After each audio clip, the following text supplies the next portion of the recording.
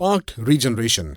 इस सेशन में हम रीजनरेशन की दूसरी विधि यानी कि पार्क्ड रीजनरेशन को जानेंगे।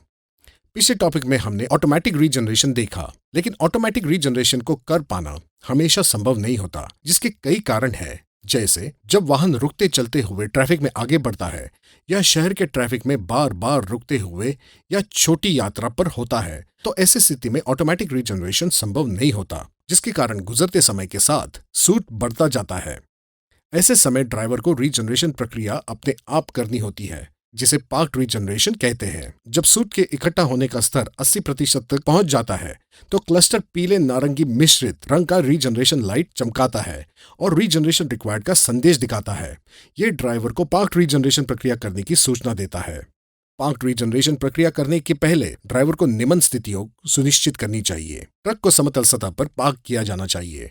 ट्रक को ज्वलनशील पदार्थों से दूर रखा जाना चाहिए। ट्रक के इर्द गिर्द पर्याप्त खुली हवादार जगह होनी चाहिए। पार्किंग ब्रेक लगाया है। इंजन आइडल पर चल रहा है। कूलेंट तापमान 80 डिग्री सेल्सियस से अधिक है। एक्सेलरेटर, ब्रेक और क्लच पेडल्स को ढीला छोड़ा गया है। रीजनरेशन प्रक्रिया के दौरान बेहतर प्रदर्शन के लिए इंजन आरपीएम को 5 से 10 मिनटों के लिए बढ़ा दें। इससे ईच सिस्टम में पर्याप्त तापमान निर्मित होगा। आदर्श स्थितियां मिलने के बाद ड्राइवर डैशबोर्ड रीजनरेशन स्विच को 5 सेकंड से अधिक तक दबाकर रख सकता है और ये रीजनरेशन प्रक्रिया को शुरू कर देगा। प्रक्रिया शुरू हो जाने के बाद ये इंजन आरपीएम को धीरे से आदर्श स्थिति में बढ़ा देगा। रीजनरेशन संकेत हरा होगा और रीजनरेशन इज इन प्रोग्रेस का संदेश लिखा दिखाई देगा। इस प्रक्रिया में 25 से 40 मिनट तक लगते हैं। सूट का स्तर कम होने तक ये जारी रहता है। प्रक्रिया के पूरे होने के बाद इंजन आरपीएम कम हो जाता है और संकेत बंद हो जाता है। आदर्श तौर पे पार्क्ड रीजनरेशन को पूरा होने पर सूट स्तर घट जाएगा और गेज समान दिखाई देगा। हालांकि ये सलाह दी जाती है कि रीजनरेशन प्रक्रिया को बिना किसी बाधा के किया जाना चाहिए।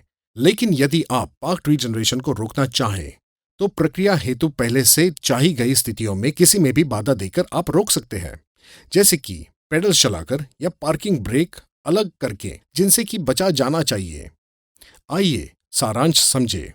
Parked regeneration. पार्क्ड रीजनरेशन करने की जरूरत। पार्क्ड रीजनरेशन करने हेतु आवश्यक पूर्व स्थितियां। डीपीएफ में इकट्ठा सूट पार्टिकुलेट्स को हटाने हेतु पार्क्ड रीजनरेशन की प्रक्रिया। रीजनरेशन प्रोसेस में बाधा देने वाले कारक। अगले मॉड्यूल में हम रीजनरेशन प्रक्रिया हेतु क्लस्टर इंडिकेशंस के बारे में जानेंगे। वीडियो देखने का धन्यवाद।